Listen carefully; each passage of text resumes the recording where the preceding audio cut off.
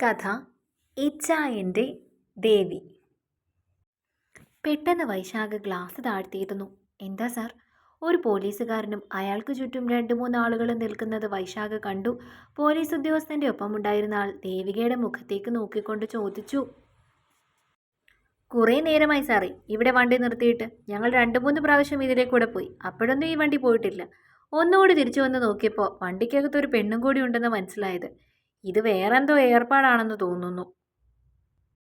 കഴിഞ്ഞ ആഴ്ച ഇതുപോലെ തന്നെ ഒരു വണ്ടിയിൽ നിന്ന് 2 എണ്ണത്തിനെ പിടിച്ചതേ ഉള്ളൂ. നാട്ടുകാരിൽ ഒരാളെന്ന് തോന്നുന്ന ആൾ പോലീസുകാരനോട് പറഞ്ഞപ്പോൾ ദേവിക്ക് ശരീരത്തിൽ കൂടി ഒരു വിറയൽ അനുഭവപ്പെട്ടു തുടങ്ങി. അല്ല സാറേ, അങ്ങനെയൊന്നുമല്ല. ഞാനിവിടുത്തെ സിറ്റിയിലെ പവിഴം ടെക്സ്റ്റൈൽസിൻ്റെ ഓണറാണ്, വൈശാഖ് മേനോൻ. വണ്ടിയിൽ നിന്നും ഇറങ്ങിയവൻ പോലീസുകാരോട് പറഞ്ഞിരുന്നു. അപ്പോൾ കൂടെയുള്ളതാരാ? ഭാര്യയാണോ? ഭാര്യയല്ല, എൻ്റെ ടെക്സ്റ്റൈൽ ഷോപ്പിൽ ജോലി ചെയ്യുന്ന കുട്ടിയാണ്. പെട്ടെന്ന് കൂടെ നിന്നവരുടെ മുഖത്തൊരു പുച്ഛഭാവം വിരിയുന്നതും അവരൊരുമാതിരി അവജ്ഞയോടെ തന്നെ നോക്കുന്നതും ദേവിക അറിഞ്ഞിരുന്നു. മുതലാളിയും തൊഴിലാളിയും കൂടി എന്താണ് ഇവിടെ നടുറോഡിൽ കാറിലിരുന്ന് സംസാരിക്കുന്നത്? നിങ്ങൾക്ക് ടെക്സ്റ്റൈൽസ് സംസാരിക്കാൻ പറ്റാത്ത എന്ത് കാര്യമോ? ടെക്സ്റ്റൈൽ ഷോപ്പിലെ ഒരു ജീവനക്കാരിയായ ഇവളെ കാറിൽ വിളിച്ചു കയറ്റി ആളൊഴിഞ്ഞ സ്ഥലത്ത് വന്ന് എന്ത് സംസാരിക്കാൻ? അത്തരത്തിലുള്ള എന്ത് ആഭ്യന്തര കാര്യമാണ് ഉള്ളത്? അങ്ങനെ പോലീസുകാരൻ വിവിധ തരത്തിലുള്ള ചോദ്യശരങ്ങൾ അവന് നേരെ എയ്തു തുടങ്ങി. എന്തു മറുപടി പറയണമെന്ന് അറിയാത്തൊരവസ്ഥയിലായിരുന്നു ആ നിമിഷം വൈശാഖൻ. സർ, ഞങ്ങൾ ഒരു പേഴ്സണൽ കാര്യം സംസാരിക്കാൻ വേണ്ടി വന്നതാ. ഈ വളവ് തിരിഞ്ഞ് കുറെ കൂടി പോകുമ്പോഴാണ് ഈ കുട്ടിയുടെ വീട്. അവളെ അവിടേക്ക് കൊണ്ടുവിടാമെന്ന് വിചാരിച്ചാണ് വണ്ടിയിൽ കയറ്റിയത്. സംസാരിക്കാൻ വേണ്ടിയായിരുന്നു വണ്ടി നിർത്തിയത്. അല്ലാതെ സാറും ഇവരുമൊക്കെ ധരിക്കുന്ന പോലെ മറ്റു തരത്തിലുള്ളൊരു ബന്ധവും കാറിനുള്ളിൽ നടന്നിട്ടില്ല. വൈശാഖ് തൻ്റെ നിരപരാധിത്വം വ്യക്തമാക്കി. എല്ലാം നമുക്ക് പോലീസ് സ്റ്റേഷനിൽ ചെന്ന് സംസാരിക്കാം. തൽക്കാലം താൻ വണ്ടി കൊണ്ട് നേരെ സ്റ്റേഷനിലേക്ക് വാ. ഇത് നാട്ടുകാരിടപെട്ട കേസാണ്. അതുകൊണ്ട് തൽക്കാലം വെറുതെ തന്നെ വിടാൻ പറ്റില്ല. നാളെ ഈ പെങ്കൊച്ച് ഒരു തുണ്ട് കയറിൻ്റെ അറ്റത്ത് തൂങ്ങിയാടെന്നറിഞ്ഞാൽ ഞാൻ തന്നെ വിചാരിക്കില്ലേ എനിക്ക് വേണമെങ്കിൽ ഒന്ന് സഹായിക്കായിരുന്നു എന്ന്. പെട്ടെന്ന് ദേവിക കാറിൽ നിന്ന് ഇറങ്ങി വന്നിരുന്നു. സത്യമായിട്ട് നിങ്ങൾ വിചാരിക്കുന്ന പോലെയുള്ള ഒരു ബന്ധവും ഞങ്ങൾ തമ്മിലില്ല സർ. എനിക്കൊരു ലിഫ്റ്റ് തന്നു എന്നേ ഉള്ളൂ. പോലീസുകാരൻ വൈശാഖിൻ്റെ മുഖത്തേക്ക് നോക്കി. ഇനിയും താൻ ഒന്നും മറച്ചു വയ്ക്കുന്നത് ശരിയല്ലെന്ന് വൈശാഖിന് തോന്നിയിരുന്നു. അവൻ രണ്ടും കൽപ്പിച്ചു പറഞ്ഞു. ഞങ്ങൾ പോലീസ് സ്റ്റേഷനിലേക്ക് വരാം സർ. ഞങ്ങളുടെ ഭാഗത്ത് ഒരു തെറ്റുമില്ലാത്തതുകൊണ്ട് എനിക്ക് ഭയമില്ല. ദേവികെ, വാ കയറ്, വൈശാഖ് പറഞ്ഞു. യാന്ത്രികമായി അവൾ വണ്ടിയിലേക്ക് കയറിയിരുന്നു. ആദ്യം മുൻപിൽ പോയത് അവൻ്റെ കാറായിരുന്നു. അതിന് പിന്നിൽ പോലീസ് ജീപ്പായിരുന്നു. ഭീകരമായ മൗനം കനീഭവിച്ച നിമിഷങ്ങൾ. അവളെ എന്തു പറഞ്ഞ് ആശ്വസിപ്പിക്കുമെന്ന് പോലും അവൻ അറിയില്ലായിരുന്നു. അവളുടെ ചുവന്നു തുടുത്ത മുഖം കണ്ടാൽ അറിയാം അവൾ കരയാനുള്ള പുറപ്പാടിലാണെന്ന്. നെഞ്ചിലൊരു ഭാരം ഉരുണ്ടുകൂടുന്നതും അത് തൊണ്ടക്കുഴിയുടെ അറ്റത്ത് വന്ന് ശ്വാസം മുട്ടിക്കും പോലെ അവൾക്ക് തോന്നി. അപ്പോഴേക്കും കണ്ണുകൾ പെയ്തു തുടങ്ങി. ഹൃദയം വല്ലാതെ വേദനിക്കുന്നുണ്ടെന്ന് അവളുടെ ആ മുഖഭാവം വിളിച്ചോതുന്നുണ്ടായിരുന്നു. ഇപ്പം താൻ എന്തു പറഞ്ഞാലും അവളെ ആശ്വസിപ്പിക്കാൻ കഴിയില്ലെന്ന് അവന് ഉറപ്പായിരുന്നു. ഇനി വരുന്നത് പോലെ വരട്ടെ എന്ന് അവനും ചിന്തിച്ചിരുന്നു. വണ്ടി നേരെ കൊണ്ട് ചെന്ന് നിർത്തിയത് പോലീസ് സ്റ്റേഷന് മുൻപിലാണ്. രണ്ടുപേരും ഇറങ്ങിച്ചെന്നപ്പോൾ തന്നെ എസ് ഐ നോക്കിയിരിക്കുന്നുണ്ടായിരുന്നു. തങ്ങളെ കണ്ട പോലീസുകാരൻ എസ് ഐയുടെ അരികിലിരുന്ന് എന്തൊക്കെയോ പറയുകയും ചെയ്യുന്നുണ്ടായിരുന്നു.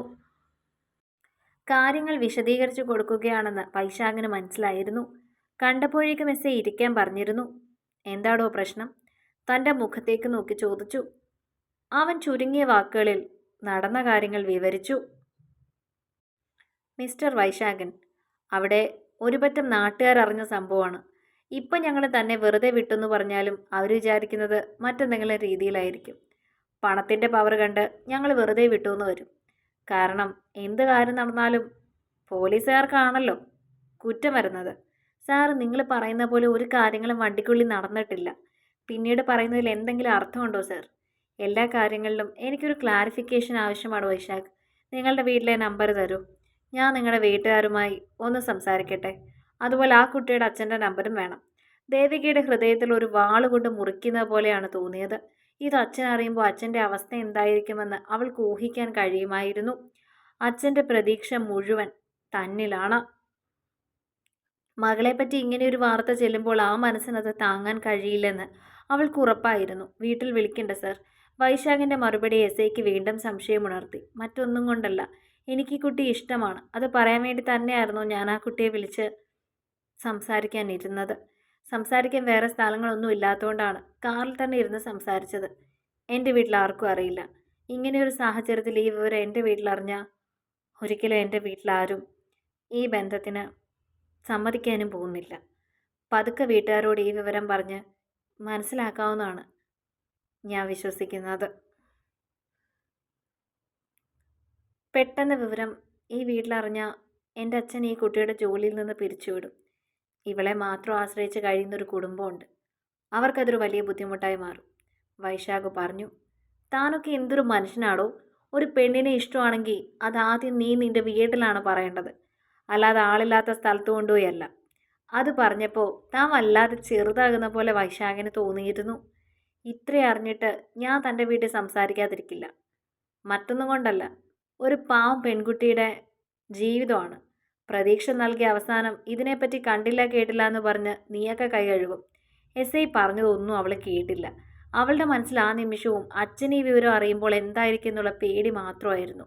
നമ്പർ കൊടുക്കാതിരിക്കാൻ രണ്ടുപേർക്കും കഴിഞ്ഞില്ല. ആ പോലീസ് വരാന്തയിൽ കസേരയിൽ തകർന്നതുപോലെ ഇരിക്കുന്ന അവളെ കണ്ടപ്പോൾ വൈശാഖിൻ്റെ നെഞ്ചു പിടഞ്ഞു പോയിരുന്നു. എടോ, ഇങ്ങനെയൊന്നും ആകുമെന്ന് ഞാൻ കരുതിയില്ല. ഒരു കുസൃതിക്ക് വേണ്ടിയാണ് വണ്ടിയിൽ കയറണമെന്ന് ഞാൻ തന്നോട് പറഞ്ഞത്. എൻ്റെ ഇഷ്ടം നിന്നോട് തുറന്നു പറയണം എന്ന് മാത്രമേ മനസ്സിലുണ്ടായിരുന്നുള്ളൂ. ഇപ്പം കൈപ്പിടിയിൽ നിന്നും കാര്യങ്ങൾ ഒരുപാട് ദൂരേക്ക് പോയി എന്ന് വിചാരിച്ച് വിഷമിക്കണ്ട. ആ എസ് ഐ പറഞ്ഞതുപോലെ തന്നെ പറ്റിക്കാൻ എനിക്ക് ഉദ്ദേശമില്ല. എന്ത് പ്രശ്നങ്ങളുണ്ടായാലും തന്നെ പറ്റിക്കാനും വഞ്ചിക്കാനും ഒന്നും ഞാൻ ഉദ്ദേശിച്ചിട്ടില്ല. അങ്ങനെയായിരുന്നെങ്കിൽ ഇത്ര നിർബന്ധിച്ച് ഇഷ്ടം പിടിച്ചു വാങ്ങേണ്ട കാര്യമില്ലല്ലോ. എന്ത് പ്രശ്നം വന്നാലും തന്നെ ഞാൻ ഒറ്റയ്ക്കാക്കില്ല. ആ ഒരു വാക്കിനപ്പുറം മറ്റൊന്നും എനിക്കിപ്പോൾ തനിക്ക് നൽകാനാവില്ല.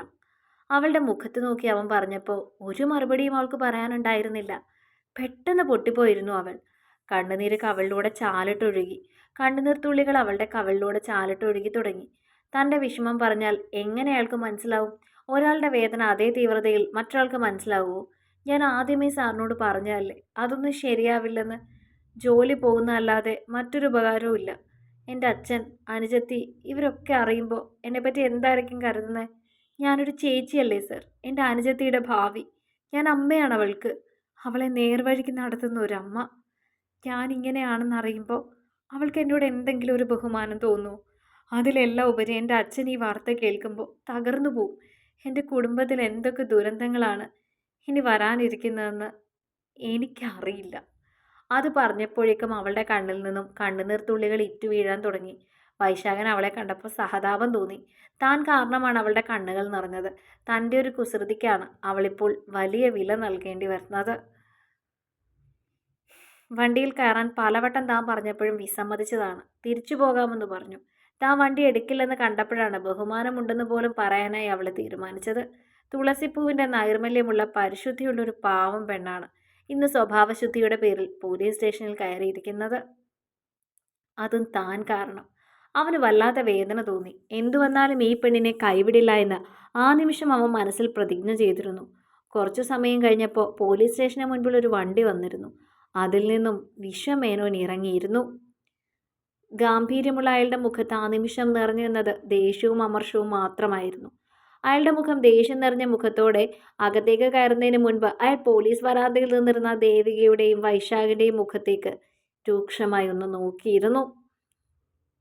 വലിഞ്ഞു മുറുകി നിന്ന അയാളുടെ ആ മുഖഭാവത്തിൽ നിന്ന് തന്നെ ആ നിമിഷം അയാൾക്ക് എത്രത്തോളം ദേഷ്യമുണ്ടെന്ന് മനസ്സിലാക്കാൻ കഴിയുന്നുണ്ടായിരുന്നു. എസ് ഐയുടെ മുറിയിലേക്ക് ചെന്നതും വിശ്വനാഥൻ എന്തൊക്കെയോ സംസാരിക്കുന്നത് വൈശാഖൻ കണ്ടിരുന്നു. കുറച്ച് സമയങ്ങൾക്ക് ശേഷം പോലീസ് സ്റ്റേഷന് മുൻപിൽ പുണ്യാളൻ എന്നെഴുതിയ ഒരു ഓട്ടോ വന്നു നിന്നിരുന്നു. അതിൽ നിന്നും ആദ്യം ഇറങ്ങിയത് ദേവികയുടെ അച്ഛനായിരുന്നു. ഒരു കാവ്യമുണ്ടും മുഷിഞ്ഞൊരു ഷർട്ടുമായിരുന്നു അയാളുടെ വേഷം. ഒരു കാവ്യ നിറത്തിലുള്ള തോർത്തും തോളിലിട്ടിട്ടുണ്ടായിരുന്നു. അയാൾ എത്ര സാധുവാണെന്ന് ആ വേഷം തന്നെ വിളിച്ചോതുന്നുണ്ടായിരുന്നു. ആ മുഖത്ത് നിറഞ്ഞു നിന്നിരുന്നത് വേദനയൊന്നും ആയിരുന്നില്ല, മറിച്ച് നിസ്സഹായത മാത്രമായിരുന്നു. അതിൻ്റെ കാരണം എന്തായിരുന്നെന്ന് അവൾക്ക് അറിയില്ലായിരുന്നു. എങ്കിലും അച്ഛനെ കണ്ട നിമിഷം ഹൃദയം പൊട്ടിപ്പോകുമെന്ന് ദേവികയ്ക്ക് തോന്നിയിരുന്നു. പോലീസ് വരാന്തയിലേക്ക് കയറി നിന്ന് ദേവികയുടെ അടുത്തേക്കാണ് ആദ്യം അയാൾ വന്നത്. എന്തു പറ്റി മോളെ? അവളുടെ തലമുടിയിൽ തഴുകിക്കൊണ്ടാണ് അയാൾ ചോദിച്ചത്. അയാളൊന്ന് ദേഷ്യപ്പെട്ടെങ്കിൽ പോലും തനിക്ക് വിഷമം തോന്നില്ലായിരുന്നുവെന്ന് ദേവിക്ക് തോന്നിയിരുന്നു. പിന്നീട് പിടിച്ചു നിർത്താൻ അവൾക്ക് കഴിഞ്ഞില്ല. പൊട്ടിക്കരഞ്ഞുകൊണ്ട് അവൾ അയാളുടെ നെഞ്ചിലേക്ക് ചേർന്ന് കഴിഞ്ഞിരുന്നു. തുടരും. അടുത്ത ഭാഗങ്ങൾക്ക് വേണ്ടി ചാനൽ സബ്സ്ക്രൈബ് ചെയ്യാൻ മറക്കല്ലേ.